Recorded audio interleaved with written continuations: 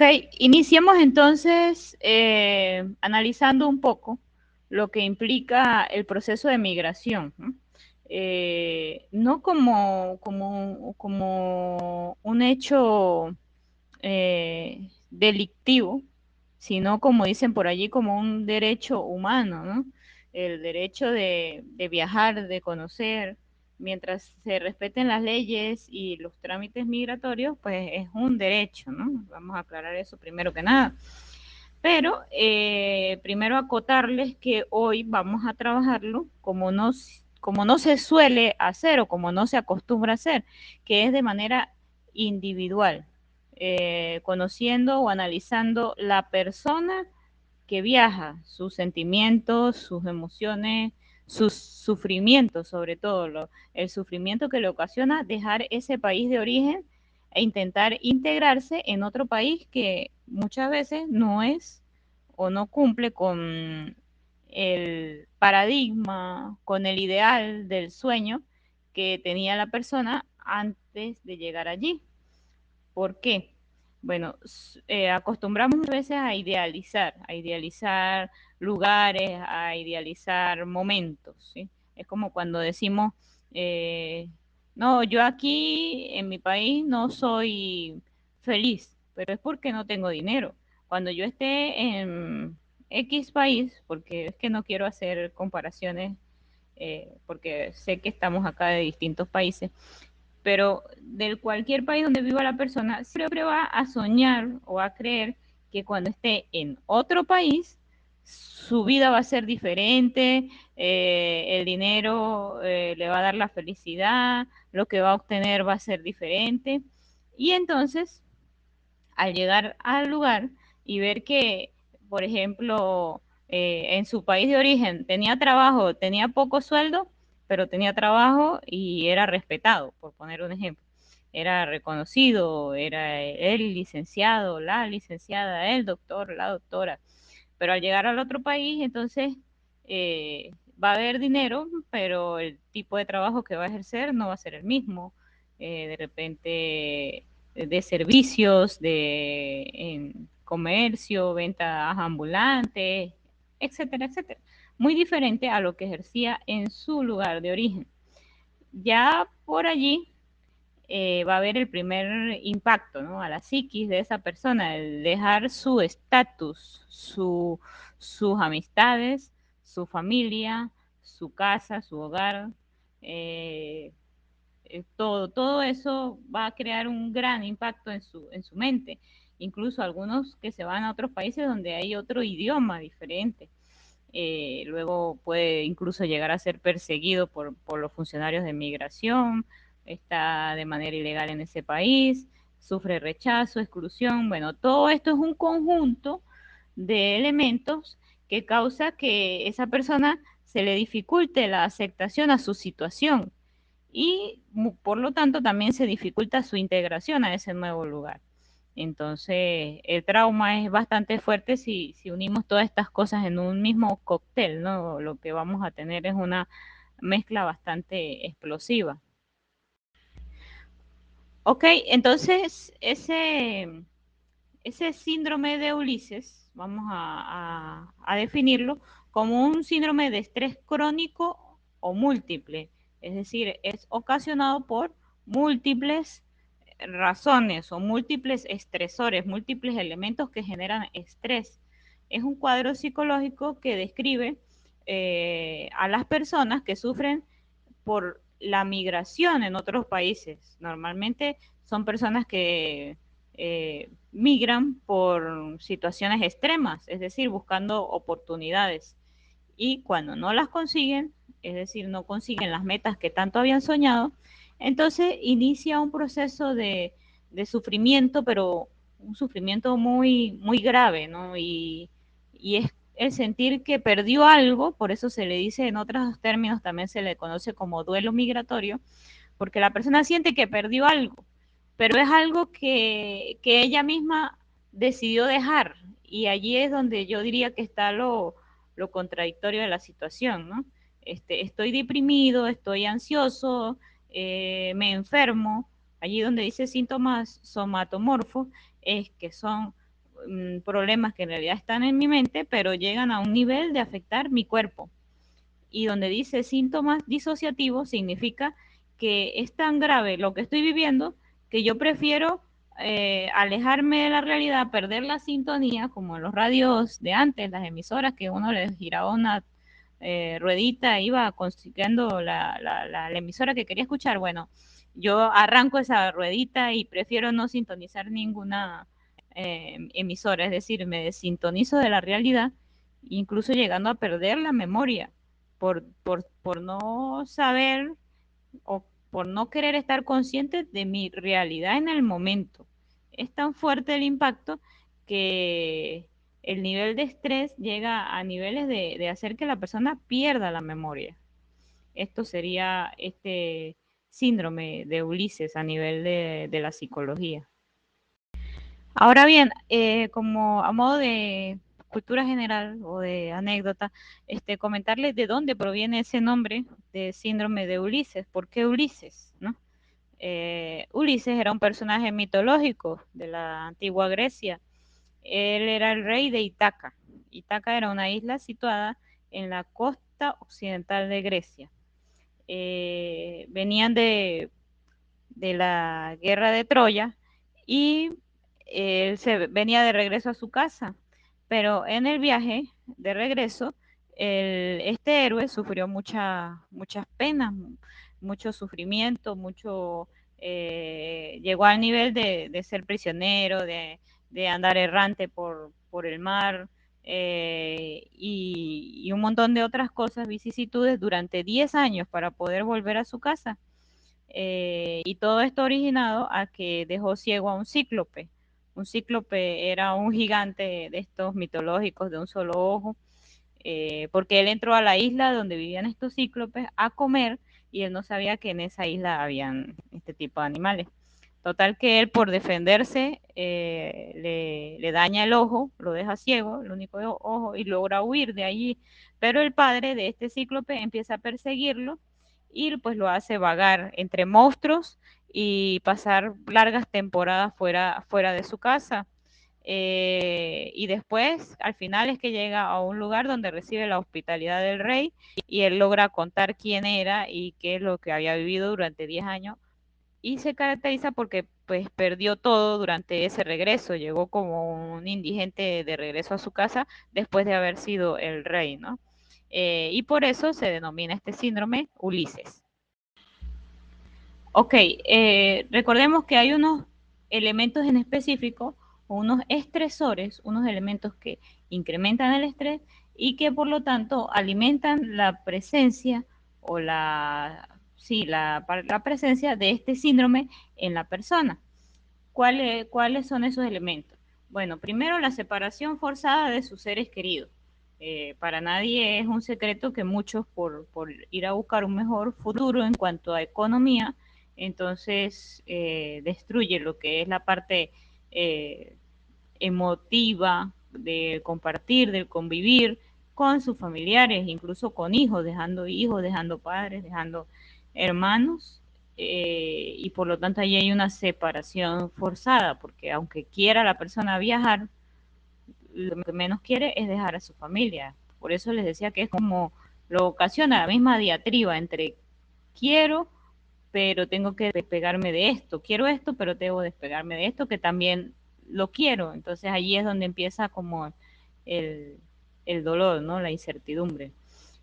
También el sentimiento de desesperanza por el fracaso del proyecto migratorio y la ausencia de oportunidades, lo cual sucede al llegar al sitio y de repente ver que no es tan fácil como él pensaba, como ella pensaba, encontrar trabajo o sacar los papeles, legalizarse, ver que no es fácil y que de repente no hay oportunidades porque vamos a suponer, ya hay muchos migrantes en ese sitio, entonces ya no hay ni siquiera refugios, hospedaje, etcétera.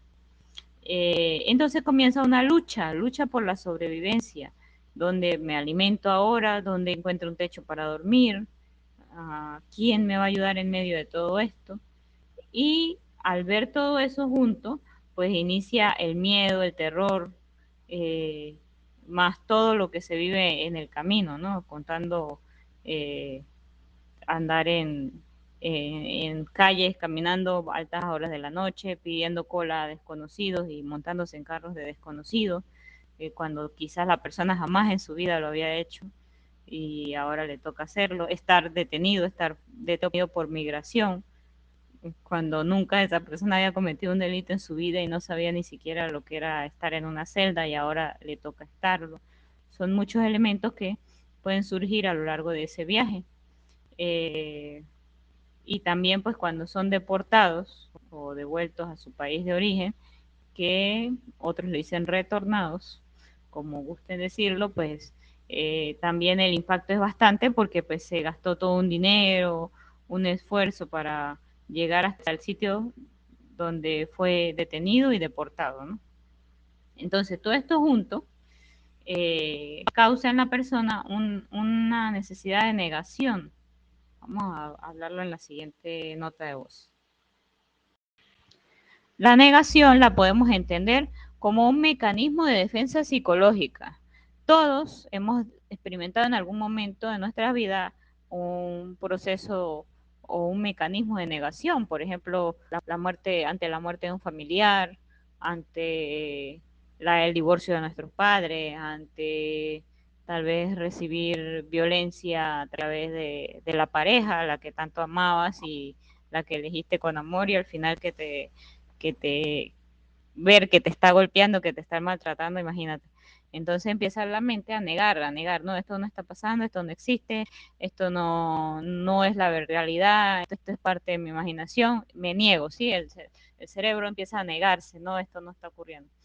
Pero cuando hablamos en específico de la migración, del viaje, el ser humano se encuentra en situaciones dolorosas, ver a los demás compañeros de viaje o gente que va en la vía haciendo también lo mismo, pero tal vez si la persona es sensible, ver cómo están sufriendo esas madres al cargar esos hijos por tantos kilómetros encima, o niños llorando por hambre, ver todo ese panorama bloquea la mente. Y la mente entonces, como forma de protegerse emocionalmente, ocasiona lo que es la pérdida de memorias, pérdida de recuerdos, para ir borrando o anulando acontecimientos traumáticos o estresantes que vivió.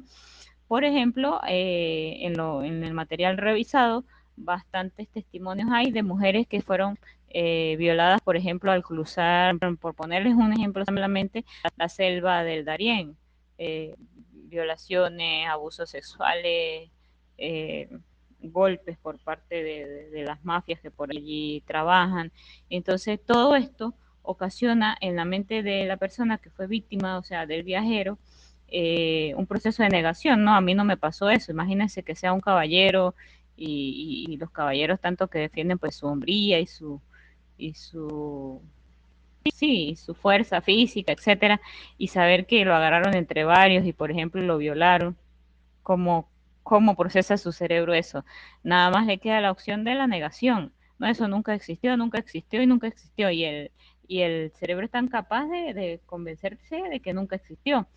Pero el inconsciente va a hacer que, por ejemplo, la persona más nunca vaya a una excursión o cuando vea un lugar parecido a donde le ocurrió todo eso va a tener mucho miedo, mucho pánico. Puede ser incluso que no recuerde qué fue lo que le pasó, porque efectivamente puede borrarlo, la memoria lo puede borrar, pero va a quedar ese trauma allí escondido, ¿no? En el fondo, va a quedar el rechazo, el odio hacia el mismo, a la misma sociedad en general. Pero esto lo vamos a ir viendo más adelante.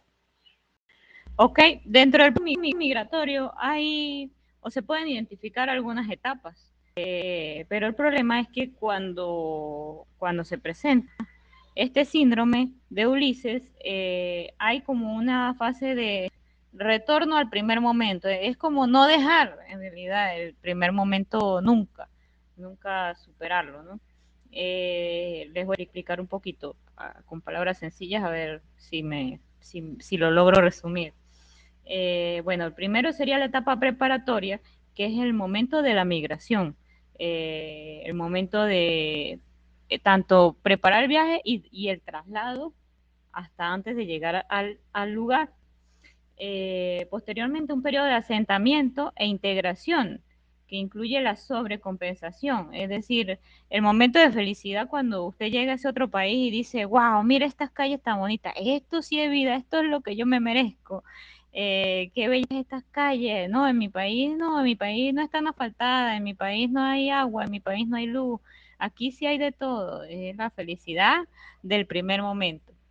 Pero después, a los pocos días, empieza el proceso de descompensación, cuando entonces empiezo a ver, ok, sí, aquí hay de todo, pero yo dónde voy a vivir, yo dónde voy a dormir, pasan los días y no consigo trabajo, no conozco a nadie, aquí no tengo de amigo al bodeguero que me fía, o ya no tengo mi oficina, el lugar donde yo trabajaba. Empieza ese proceso de descompensación. Y finalmente, según este autor, viene un fenómeno transgeneracional que es inyectarle a mis hijos también esa tristeza por no tener un país donde vivir, no sentirse como una patria, una persona sin patria, sí, sí, que está vagando por el mundo. Entonces, eso se lo contagio también a mis hijos y ellos van creciendo con ese temor, con ese incluso odio y resentimientos hacia, bien sea hacia el país de origen o al país donde llegó. ¿Qué sucede con el síndrome de Ulises o síndrome del duelo migratorio? Pues que la persona se queda en la fase de descompensación y nunca lo supera. La idea es que logre estabilizarse, logre adaptarse, ¿no? Para llegar a la integración, como lo dice el otro autor, apellido Tizón, quien dice que las fases para ese proceso migratorio son la preparación de la migración, el momento o periodo de la migración, luego el periodo de asentamiento y lo normal es que venga seguido de una adaptación para poder llegar a la integración. Pero cuando la persona está en un nivel de estrés y de depresión tan enorme como lo implica o lo describe este síndrome, no logra esa adaptación, no la va a lograr, porque simplemente sabemos que entre más negativo se ponga el ser humano, más pesimista, más difícil va a ser que se le logren abrir ventanas o puertas de oportunidades. Entonces es el quedarse allí en la fase de descompensación, lo que va a caracterizar este síndrome que estamos conociendo la tarde de hoy.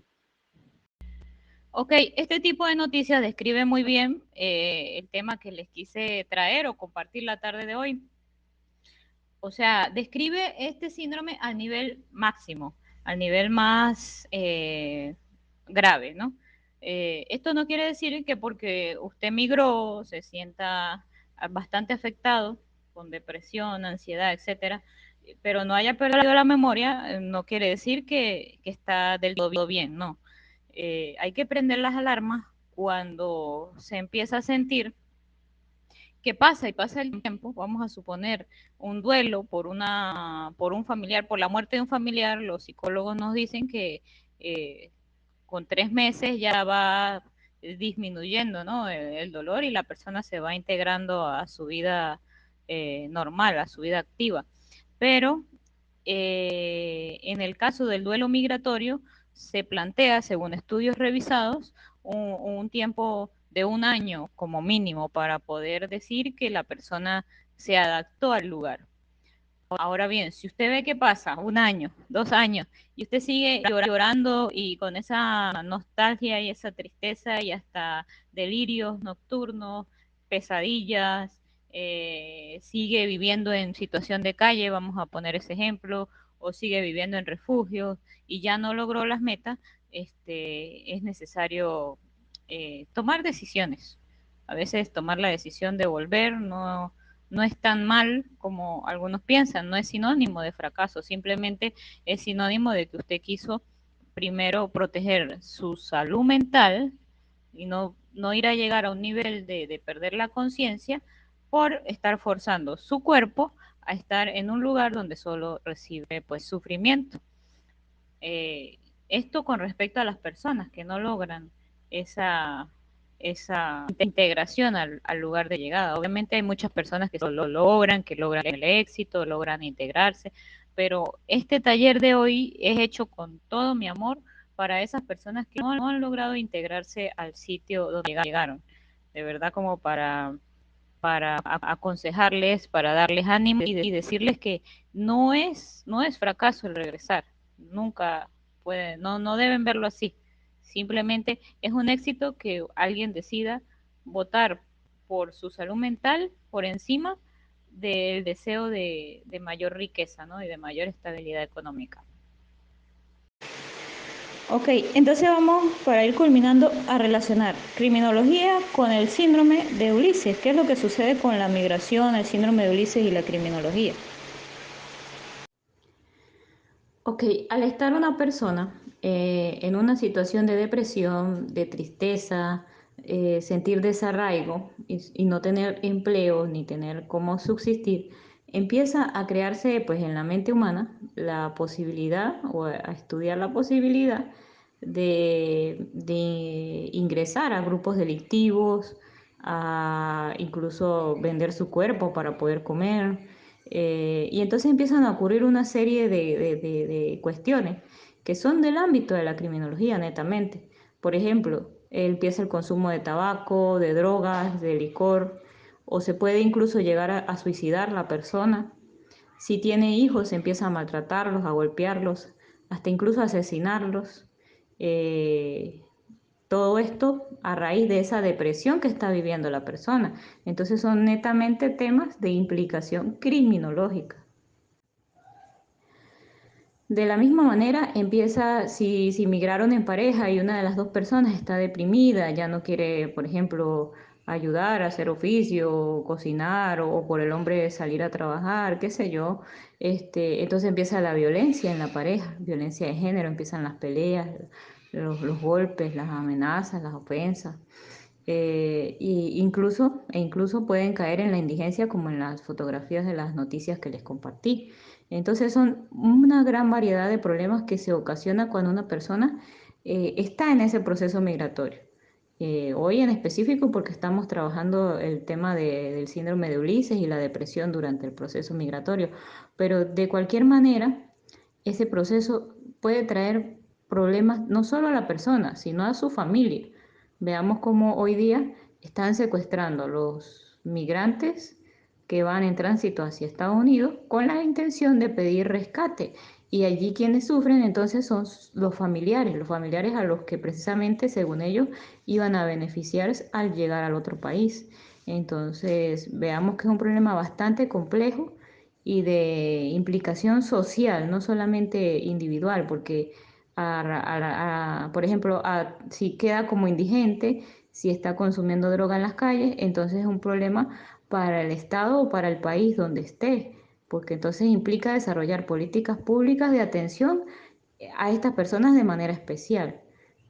Por donde se vea, pues trae una oleada de consecuencias. Ok, y ya para finalizar, bueno, primero dándoles gracias por su atención durante esta tarde. También quiero comentarles, dirán ustedes, la profesora opina y nunca ha sido migrante. Sí, sí fui migrante, incluso mi historia, pues al parecer es conmovedora y hasta la publicaron en una revista de Brasil, una revista científica. Ahorita se las comparto para que la puedan leer los que la gusten observar. Entonces sé con propiedad de qué les he hablado en la tarde de hoy y quisiera pues después de reflexionar un poco sobre todo lo fuerte que es el proceso de migración para la mente humana, culminar con un versículo bíblico que dice, donde esté tu tesoro, allí también estará tu corazón.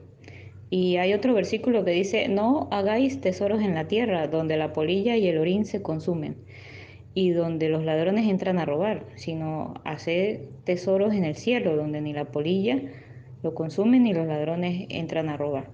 Entonces es necesario que estemos muy claros de que a la hora de tomar la decisión de emigrar no lo hagamos ni por moda, ni por seguir lo que los otros dicen, lo que los otros hacen, sino que sea un proceso bastante consciente, esa decisión tomada, de preferencia que sea con todos los trámites legales realizados, no de manera ilegal, eh, que esté por lo menos con un porcentaje alto de certeza de que alguien lo va a recibir o de que por lo menos va a tener un trabajo.